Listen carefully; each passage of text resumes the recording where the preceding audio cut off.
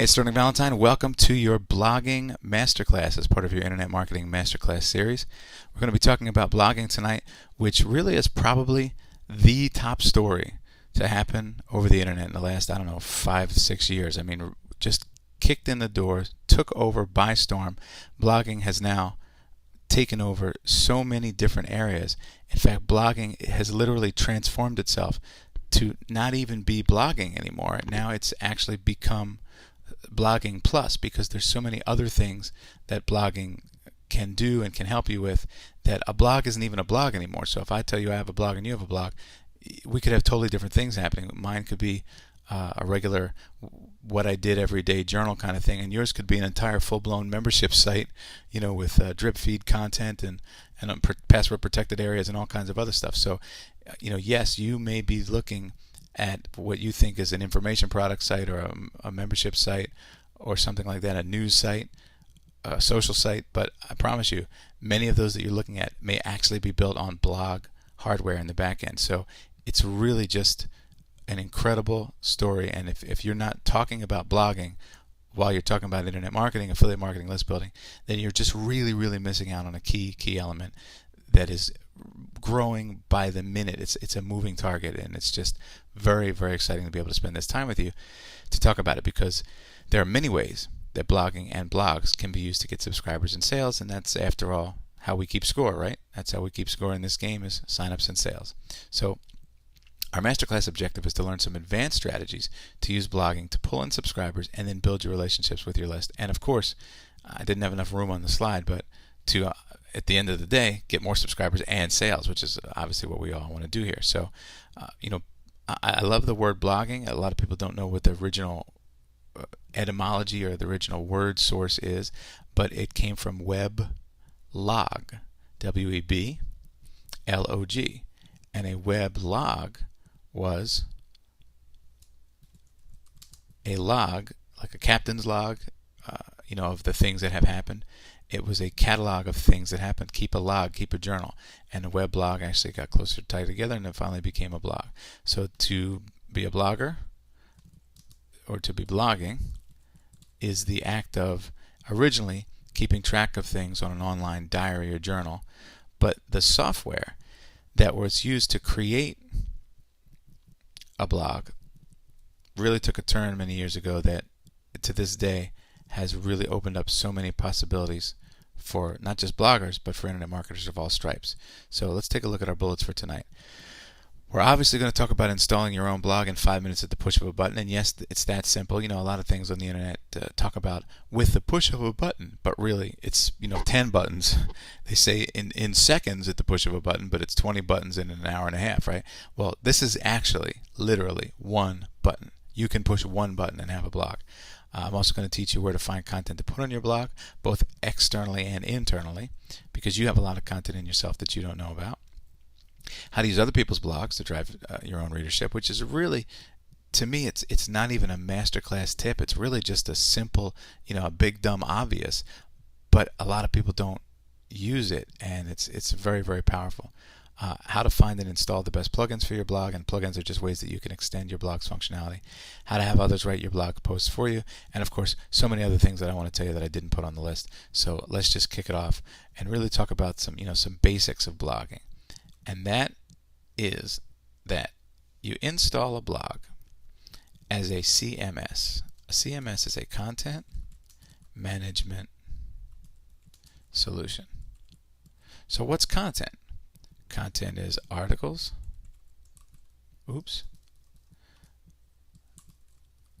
audio, video, downloads, photos, etc. Right? Content online can be any number of things that we consume, consumable stuff. So we consume content as consumers when we read or view or download, and to a degree you can also say that user-generated content is a form of content. So if you are going to a discussion forum or something, you are consuming the content at that site. just like you consume food for breakfast. Well, if you spend an hour on a discussion forum, you consumed the content, and that content happens to be user generated. But blogging is the act of using a web-based content management solution, which is a software program. Let's change our slides here. It's just a software program or a script that you install on a website. So let's go back to the real basics for a second to catch up everybody, even the, how do I copy and paste? Where's the on button of my computer type folks? We're going to bring everybody along in this because it's vitally important. We have everybody at the same level and on the same page. So anytime you use a program on your computer, let's say you use Microsoft Word or some other program, you play a game like Solitaire on your computer, you're running a program on a computer, right? Well, that program happens to live on your hard drive, right? On your computer. So if you take that computer with you, you're taking the program with you as well. But now there's something, and it's not now meaning today, but now for the past 10, 12 years, there's something that they're beginning to refer to as the cloud. And that means that the program and also the data lives somewhere else. So how does that work? Well, if you use Microsoft Word on your computer to write a letter to your aunt, the letter, that's the data, and the program, that's Microsoft Word, they both live on your computer. And so you have all three pieces, the hardware, the software, and the actual data, all living in one place. But because programs are ever evolving and changing, sometimes they have bugs and they have to fix the program, so now you have to download a new version of it and they upgrade them all the time. People started using the internet to store the program, and it sounds complicated, but if you've ever seen Hotmail, that's a program that lives on the internet. You don't download Hotmail and run Hotmail on your own computer, right? You use Hotmail up there, wherever there is. They keep Hotmail stored on their computers, and then you log into Hotmail up there and use it. Well, is there an equivalent like that for Microsoft Word? Well, there sure is. There's something called Google Docs. It's free, and if you go visit that, it's very much like a word processor. It's very much like using Microsoft Word, except you're logging in versus turning on. So you already get the basics. You probably didn't know that you understood that the program can be somewhere else, and the data in the program could be somewhere else. So therefore, your CMS, your content management system, or what we call a blog, lives on your server, and you log in and use it to make posts. And posts are nuggets of content. Now when I say nuggets, it's just a silly word that means an article or a story or a photo of what you had for breakfast and post it up there. If you've ever been on Facebook and you see people post a picture, hey, here's my kid batting at the Little League game, or here's a picture of the pancakes I just had for breakfast, delicious. That's a nugget. That's some kind of statement. It's a full thought in and of itself. So you might write a diary, journal entry, or a how-to article, or create a little video, either a screen capture like I'm doing, or else a camera video. Anything that you post up there becomes a post. So posting is both a noun and a verb. A post is something that you can post. So you would go post a post, if that makes sense, or you would go write a post or write an article, right? Or post an article. Makes sense? So there's your blog itself, which lives there on your server. It's important to understand this stuff because once you see which way the everything runs and where it lives and how the engine operates, you can really get a sense of what you're doing, because not knowing this stuff, being in the dark, believe it or not, it does hold you back. So the best and most famous blog software is called WordPress, and it's free and it's open source. Now, open source is distinguished against proprietary. Sorry about that. Talking and spelling sometimes is difficult. Open source is non-proprietary. So that's a complicated way of saying that the person who made the program of WordPress made it for free, and also allows all of the codes and the scripts, the numbers and the digits of writing a computer program, the coding of that program, open. The source is open and free. So there's a whole free software movement out there, open source, and many people are using open source software. And yes, you can use it in commercial applications, and no, you don't have to pay for it. It's just one of those wonderful Wild West kind of things about the internet, that it's free, and it's free on purpose, so it's not stealing. So you can get a copy of the WordPress program or WordPress software, WordPress script, whatever, and it's non-proprietary. And why is this important to talk about, whether it's proprietary or open source? What's the difference? How does that affect me? Well, it makes a big difference, because if you ever used Microsoft Windows, or if you've ever used Mac OS, or any of these programs by these big companies like that, you'll see that you can't ever go in there and change the code around. It's called encrypted. That means once they write the code, they close the lid on it, and you can't see what the numbers and digits and everything are doing. It just works, but it's locked away. So you can't affect the way that the program works. You can use the program to make letters or to play games or whatever, but you can't change what the program does to now make Microsoft Word also be able to do something else, record a screen or something. You can't make it do that, because it's closed, because it's proprietary and it's commercial. They sell it, and they want to keep, the control of what they're doing. But open source software, because it's open, allows people to extend it with add-ons, plugins, themes, skins, all kinds of stuff, and I'll explain all these in a little bit. So I'm trying to give you the technological context and the background of this stuff, because this is what a lot of people don't have, and because they don't understand it, we always know as marketers, the confused mind says no. So since we don't understand some of the stuff, we don't proceed, and there's an opportunity lost. So you're taking a MasterClass, and believe it or not, it might sound like basics to you, but some of this is actually mastery level stuff, because a lot of people, even bloggers, don't completely get all this stuff. Many do, but I want you to be a well-informed internet marketer. So when you can extend an open source program like WordPress, then you have a lot of third parties who are doing scripting and adding stuff to WordPress. So for example, let's give a real basic view. You go to your WordPress blog, which you've installed at mycoolblog.com, and I'll tell you how to install it in one button in a minute. But you've already installed it, for example, in this little scenario I'm giving you, and you go to write a post about your great breakfast that you had. So somebody comes in and makes a comment, wow, great pancakes, and you've seen this before. So maybe you'd like to know when people have made comments. Well, that is a function that's inside of WordPress. You can turn it on to be notified of comments. But what if, for example, you wanted, anytime that there was a comment, to let other people who have commented know about it?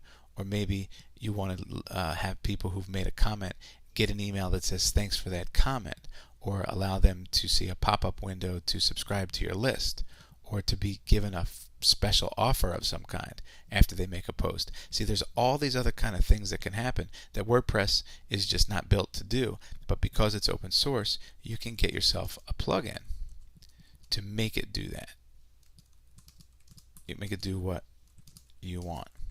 And the great thing is, there are many different people using, hundreds and thousands of people using WordPress. So there are a lot of people wanting to do a lot of different things, and therefore there are a lot of third parties making a lot of different cool things and features that you can make your blog do, many of them a large majority of them, absolutely free as well. And it's okay to use them for commercial purposes.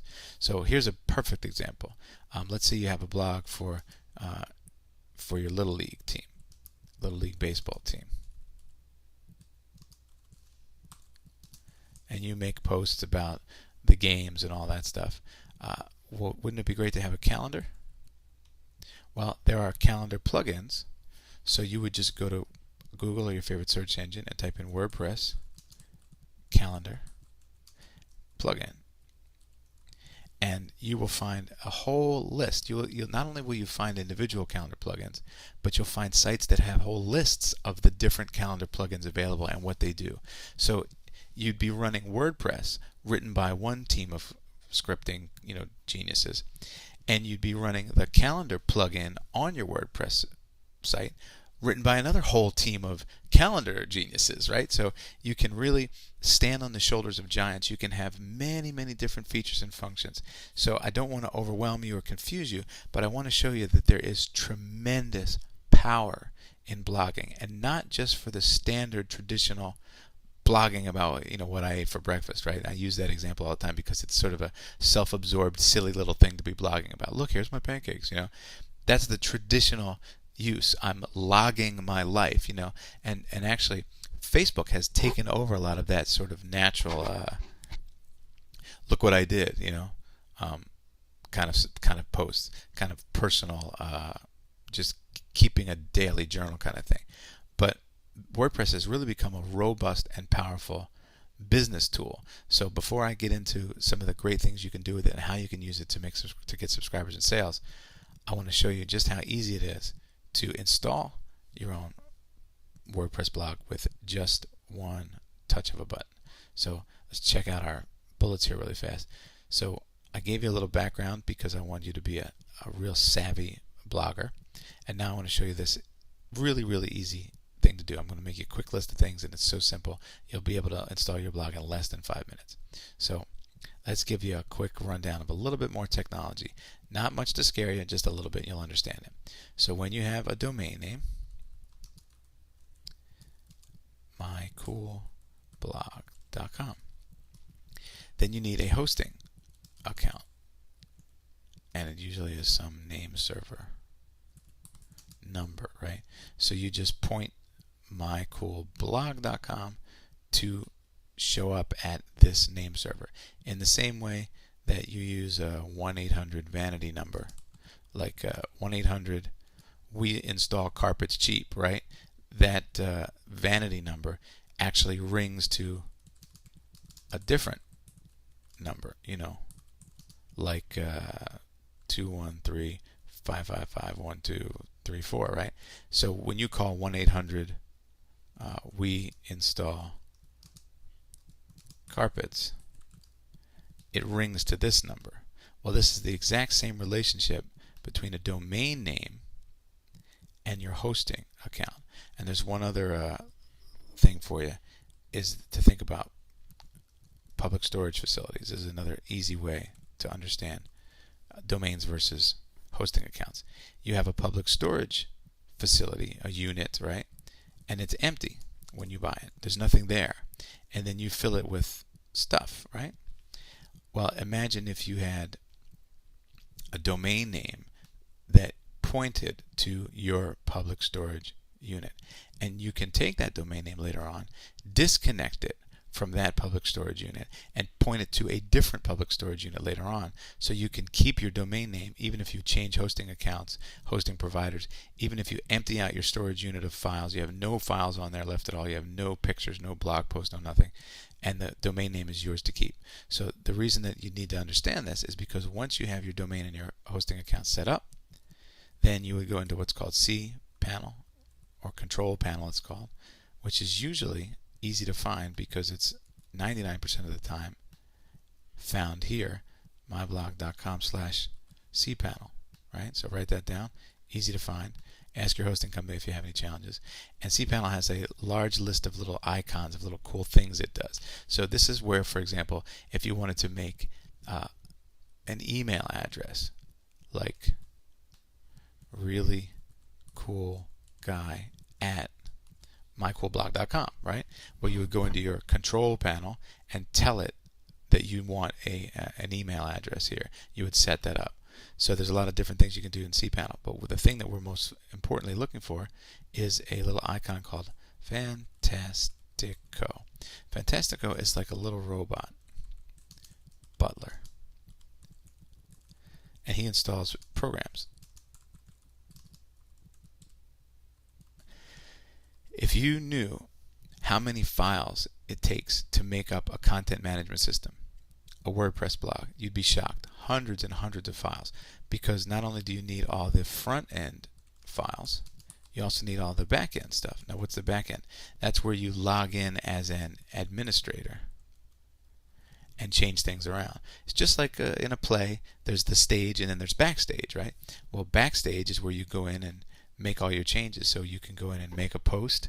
Do you want to post this? Yes. Would you like to make the title bold or highlighted or something? Yes, I think I will. And then you hit publish, and then on the front end, that's where it's seen.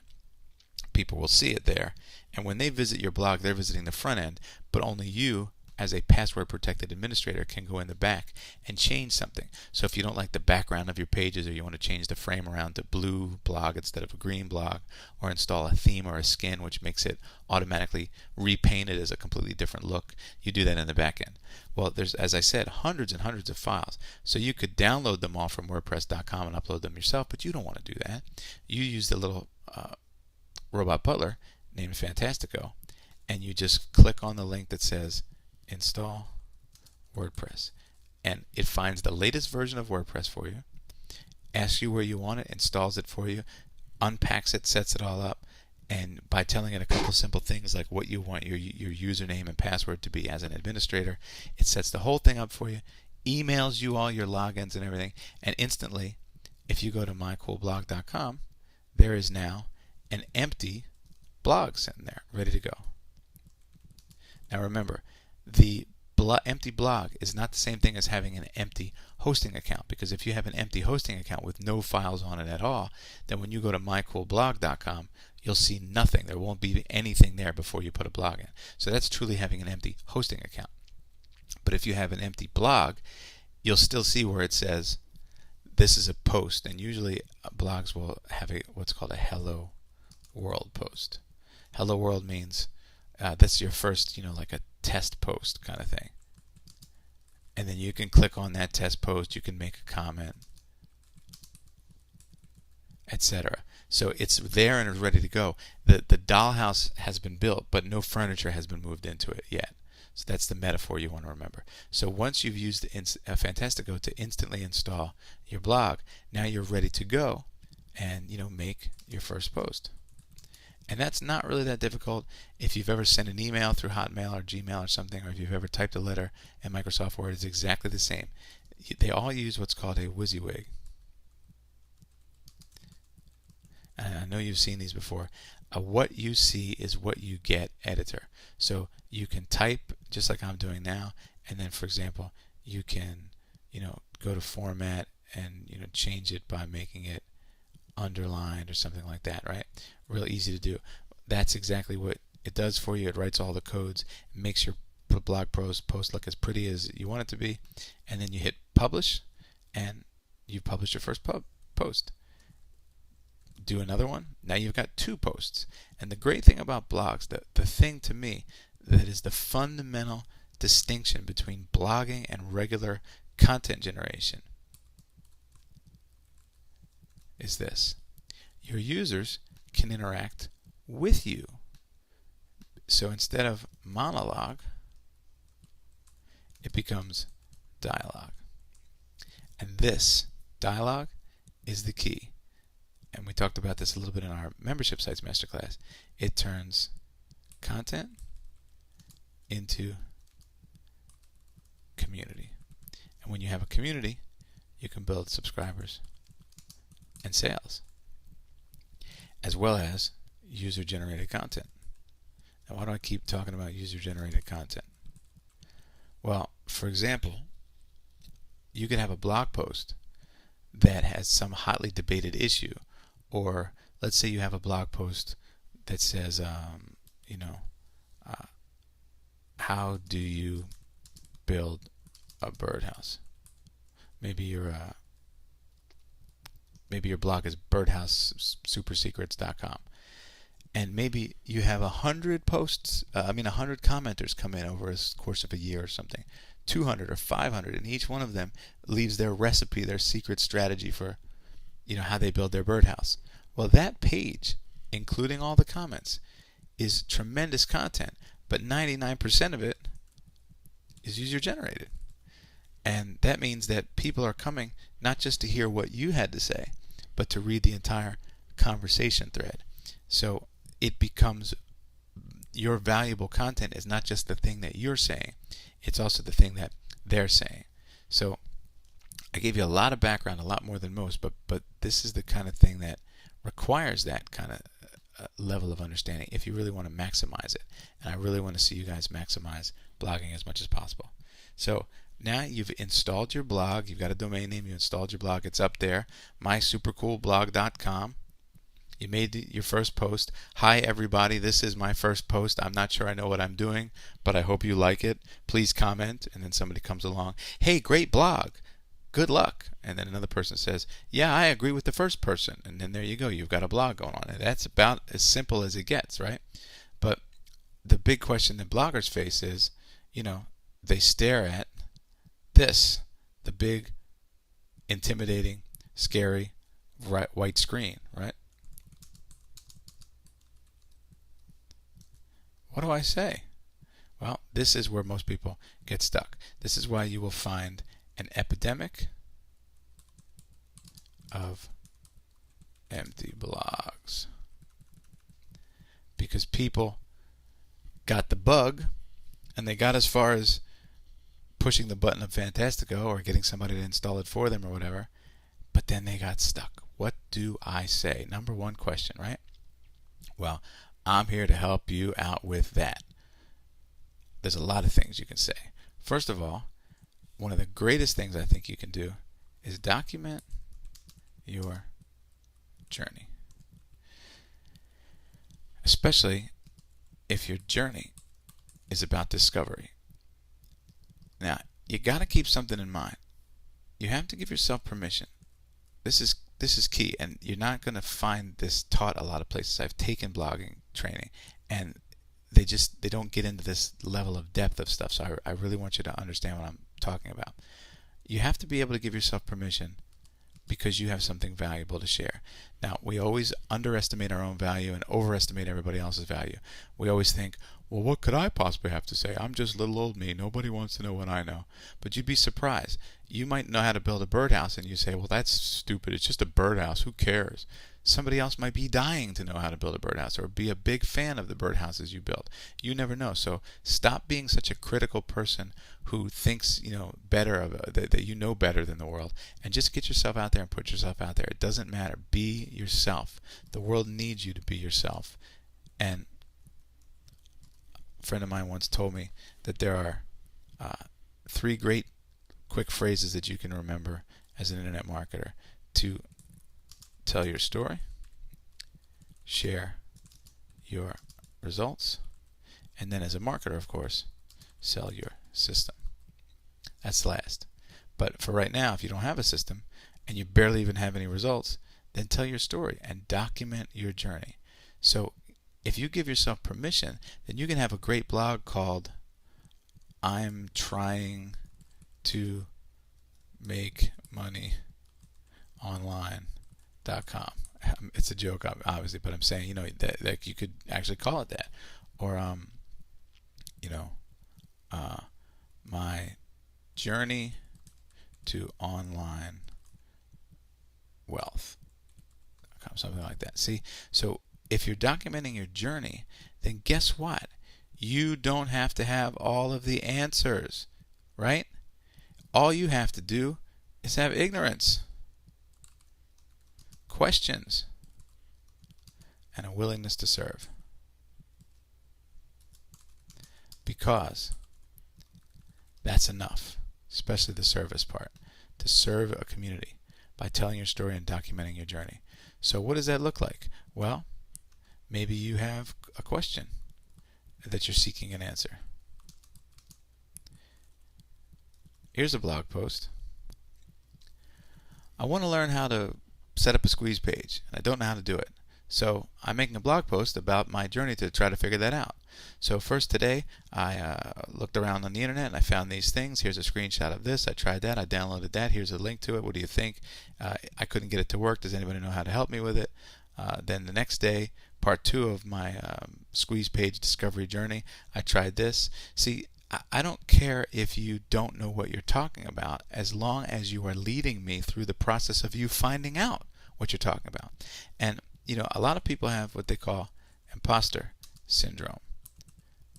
We feel somehow that we're inadequate, or you're going to be discovered somehow as a fake or a phony, and be found out or something. I hear this so much, you wouldn't believe it. And honestly, this is a terrible, terrible thing to feel like. This is why I always tell everybody the waitress metaphor. If you went to a restaurant and got a job as a waitress, your job would be to ask people what they want at the table, walk 20 feet away to the kitchen, tell the cook, he prepares it, hands you the plates, you carry them out on the tray back to the people, and the people give you money. That's it. But you didn't cook the food. You don't know how to cook the food. It doesn't matter. You don't even have to know how to spell the food. If you can go and find out what people want and then go get it for them and bring it to them, you can make a living as a waitress.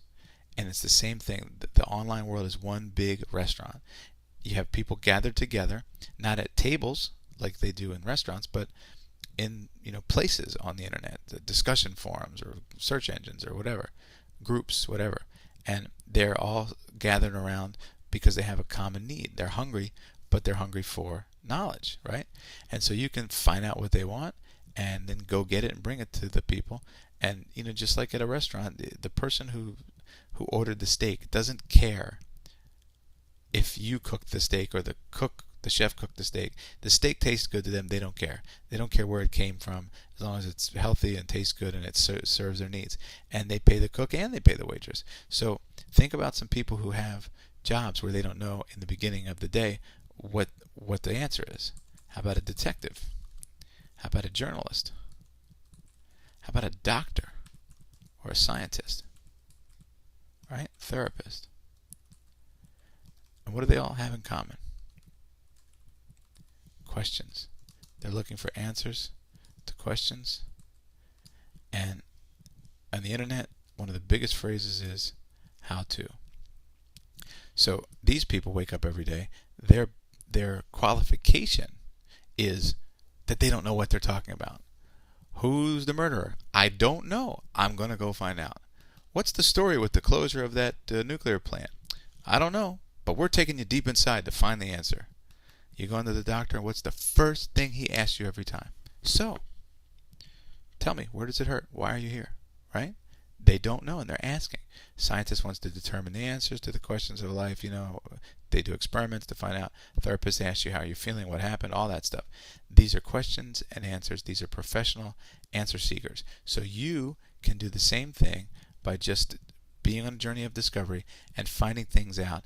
And remember to just take me with you on your journey. That's it. Right? I just want to tag along and watch. So imagine, if you want to, that every reader is your kid brother. Hey, can I watch you while you do that? Sure, I guess so. I'm just doing stupid stuff like surfing around to try to find a squeeze page. Well, that's okay. I want to watch, because you don't know who's watching, and you are a poor judge of what you think other people is valuable to other people. You're a really, really poor judge of it. I promise you. I'm still a poor judge, and I do this for a living, and still I think, yeah, but you wouldn't want to see that, would you? And everybody goes, yeah, we would. And you say, okay, I guess I'm not just in a really good position. My judgment is in question, right? I should be suspicious of my judgment. And when you feel that way, now all of a sudden you'll start documenting everything, right? You'll start taking screenshots. Oops. For some reason, this keyboard wants to correct me when I don't need to be corrected. Screenshots and screen capture videos, right? You'll make detailed lists, like 7 steps to making your first blog post, right? Stuff like that. You can tell stories. Great way to start any post is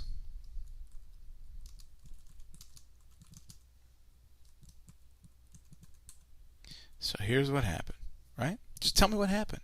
Just let me tag along while you document what you're doing. So if you're a dog trainer, well, I would really love to have an insight into your mind, right? I would really love to get a slice of what you're thinking about.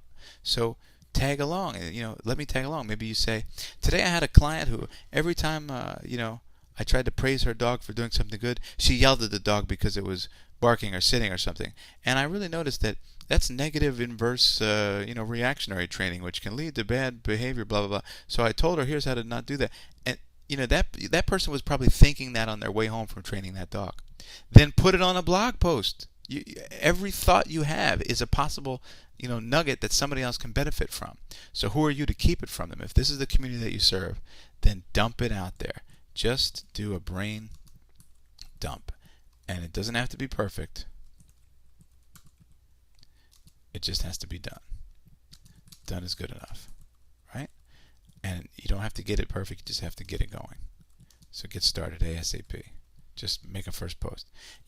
I'll give you permission for your first post. Here's your first post. This is my first post. I don't quite know what I'm doing yet, but I'm here to help. So watch me learn. Now, you can't beat that deal. Remember, folks, people aren't paying $1,000 a seat to sit at your blog. It's free. If they don't like it, click. They could change the channel. Okay? So you just be yourself, do what you're doing, and be on a journey of discovery. And I promise you, when you change your mindset about this stuff, you can have an incredible, incredible blog. So when I did my first product in 2006, JV Formula, I had a 90-day countdown while I was making the product. I blogged every day. And I got comments from all over the world. I got people cheering me on. I got people asking me questions. They learned. People, it spun off people doing their own products. And I got cards and letters from people I didn't even know, I promise you. Because every day I showed up. Sometimes I did a video entry. Sometimes I did an audio recording, which you can do with Skype very easily.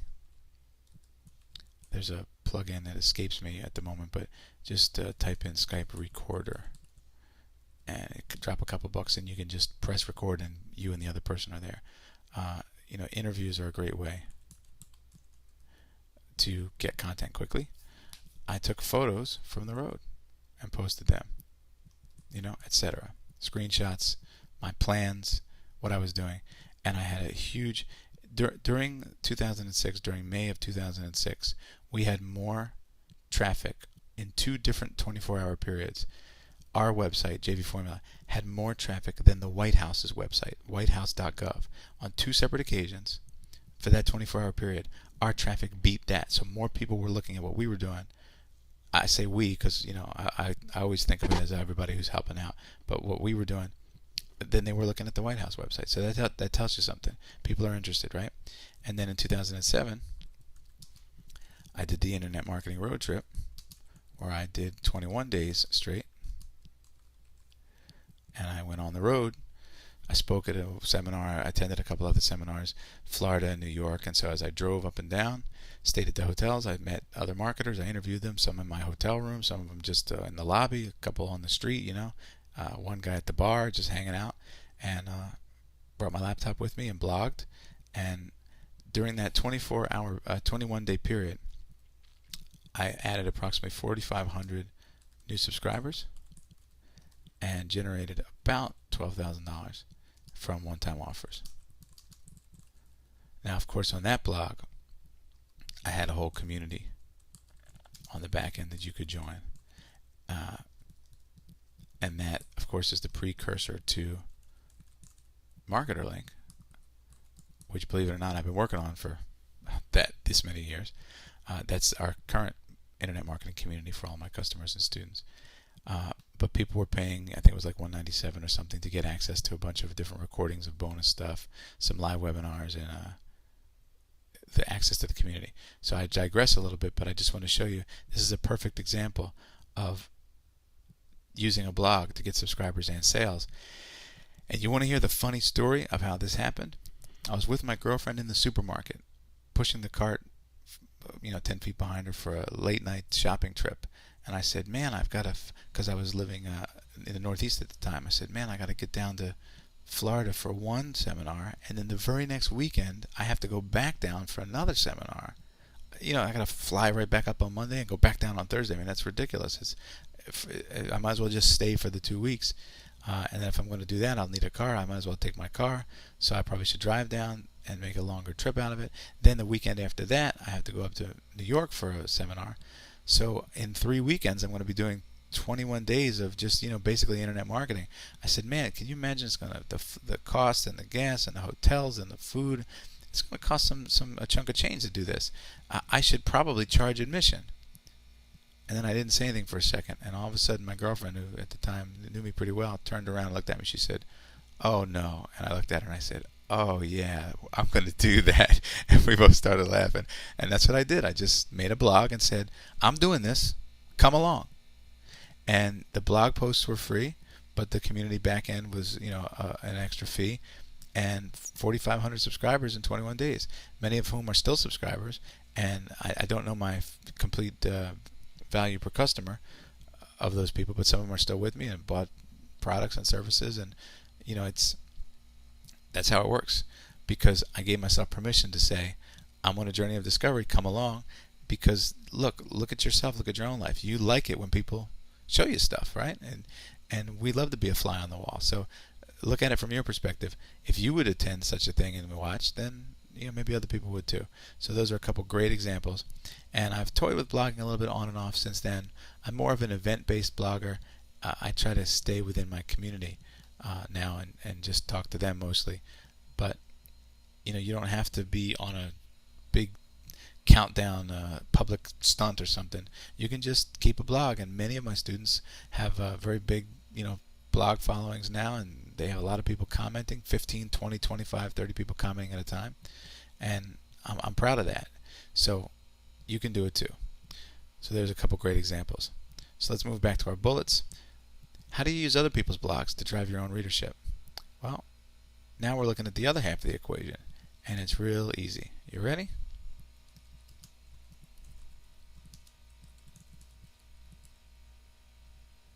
Say something interesting. Comment on other people's blogs, because we've been talking about it so far from you being the blogger, but there's another perspective. Other people have blogs, and if you say something interesting, you make comments on their blog posts, people will naturally click your name with the little hyperlink, and then they will come to your blog.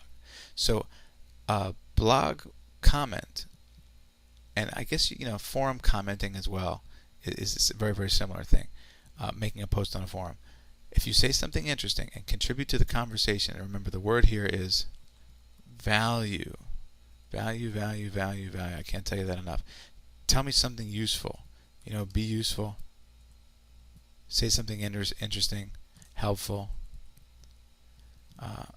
insightful.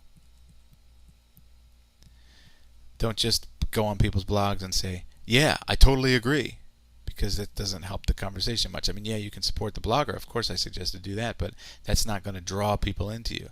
And you don't want to be blatant, of course.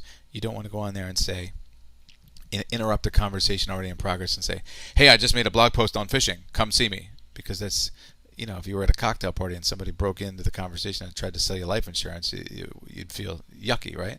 So same way. Don't ick people. Don't give the ick factor, the yuck factor. Participate and then dovetail in by saying, I also made a great post, Joe, and I really like how you illuminated the difference between X and Y. People don't do that enough. In fact, recently in a blog post I did over at my blog, I was talking about blah, blah, and somebody even commented about blah, blah. So I hope to see you there, and keep up the good work. Perfect example of a blog post that can pull traffic, but isn't necessarily stealing it and being greedy. So as long as you contribute, you can get a natural sort of spillover of traffic.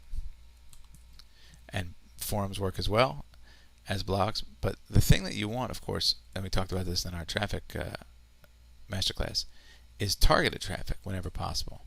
And who's better targeted than readers of other similar blogs, right? In fact, let that person do all the heavy lifting. I don't know how they got all their subscribers, but I can just start mine, get the seed of mine going with readers of other blogs, because if they read theirs, they'll probably read yours too. So great, easy way to do that. You can also do guest blogging, which is an even better way to do it, where you would swap posts. So for example, you would approach somebody with a similar size and a similar topic blog, or maybe it doesn't even have to be similar size. Maybe they can, if they have a bigger one and they'll do it for you, that's great. And then you write a blog post for them, and they post your blog post for them. Hey, today we have a guest blogger. Steve came in and he's going to talk about this. Welcome him and leave your comments. And then you let Steve come and make a blog post on your site, so that now you're sharing and swapping traffic. So that's another great way to do it. So the best way to find and install plugins for your blog, it's really, really easy to do. There's several ways to do it, and I highly recommend as soon as possible you start getting into this, because it can really, plugins can expand your value.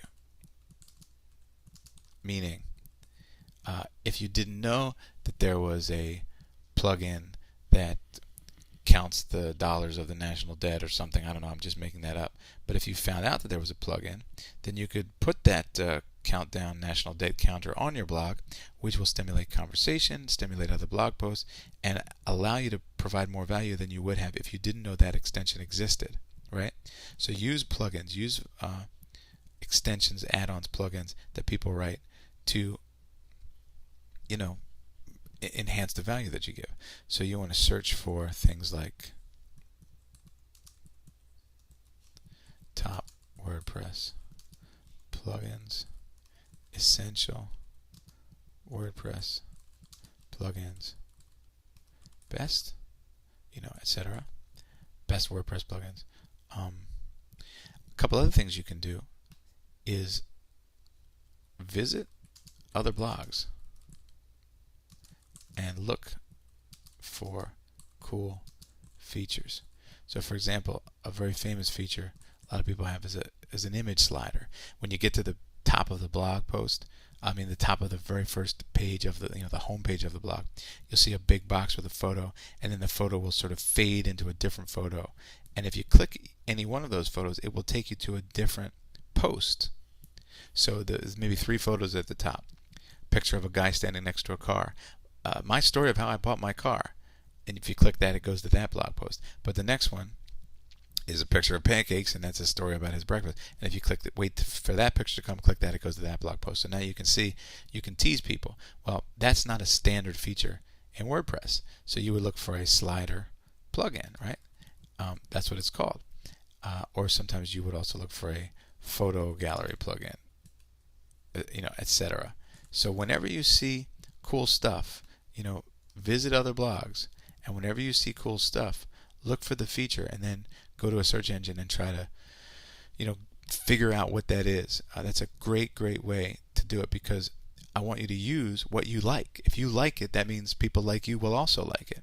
And don't be afraid to, try to install them yourself. They're very easy. You can actually go to the plugins section of your admin panel, not your cPanel, but your blog admin area. And then there's a place to search for plugins. So for example, if you wanted a calendar, you could go into your own WordPress backend, go to the plugins section, type calendar into the search box, and you will see search results in your own backend of WordPress without ever leaving your own site, not at Google, but on your own site. And if you click one of those and you like it, the little star ratings next to it, it will auto install into your blog for you. When I say push button, this is actually push button. And then it's there, Now you've got a calendar on your blog. You just figure out how to use it and press post, and now it's up there. It displays, and you move it where you want it. Another great thing you can do with your blog is make it look more professional with themes and skins. These are like dressing up your blog with clothes, putting a tux on your blog instead of a t-shirt and shorts. You put a tuxedo on it or a fancy dress. So themes and skins automatically can make it look a lot more professional. They could change the layout. They can give you other options.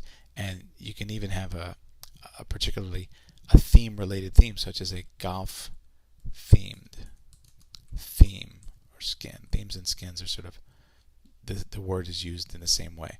So if you're a golf blogger, you want to get a golf theme and make it look really cool, So these are some great things you can do to dress up your blog, and of course, you'll find stuff that's out that I don't even know about. By the time you watch this, 50 probably new plugins have come up since then. So just keep looking, and steal the art from the artist's fingertips. If somebody else has made a really great blog with, I love this blog because it's got 7 cool features.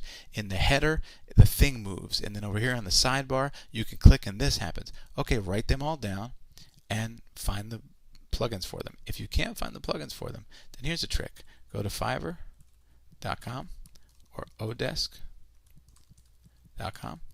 and not only ask people to install plugins for you, but for them to search and find plugins as well. Hey, I'm looking for a plugin that on the side of the page you click this and it kind of does that.